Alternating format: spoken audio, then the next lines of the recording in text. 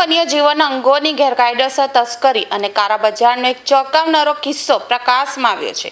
ડીઆઈઆર અને વન વિભાગની ટીમે એક સંયુક્ત ઓપરેશન હાથ ધરીને દીપડાની ખાલ વેચવાના આંતરરાષ્ટ્રીય સ્મગલિંગ રેકેટનો પર્દાફાશ કર્યો છે।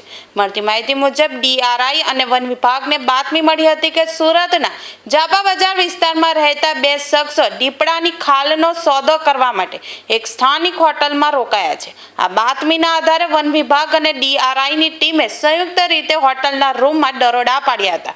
આ સર્ચ ઓપરેશન દરમિયાન હોટલના રૂમમાંથી જાપા બજારના રહેવાસી બદરી અબ્બાસ સબીરભાઈ અને મોઈની હુસેન ઉનેદ નામના બે શખ્સોને રંગે હાથે ઝડપી પાડવામાં આવ્યા હતા।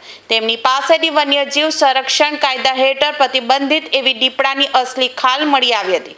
જોકે વન વિભાગના અધિકારીઓએ જ્યારે જપ્ત કરાયેલી ખાલની ઝીણવટભરી તપાસ કરી ત્યારે એક નવો જ ખુલાસો થયો હતો। દીપડાની આ ખાલમાંથી તમામ નખ ગાયબ હતા। આ બાબત સામે આવતા જ વન વિભાગના ઉચ્ચ અધિકારીઓને દ્રઢ શંકા છે કે આરોપીઓએ આ ખાલનો સોદો કરતા પહેલા જ તેના નખ કોઈ ગ્રાહકને ખૂબ જ ઊંચી કિંમતે વેચી દીધા છે અથવા તો પકડાઈ જવાના ડરથી પોતાના અન્ય સાગરીતો પાસે છુપાવી રાખ્યા છે। હાલમાં બંને આરોપીઓની સઘન પૂછપરછ કરવામાં આવી રહી છે કે આ ખાલ તેઓ ક્યાંથી લાવ્યા હતા અને આ નેટવર્કમાં અન્ય કેટલા લોકો સામેલ છે।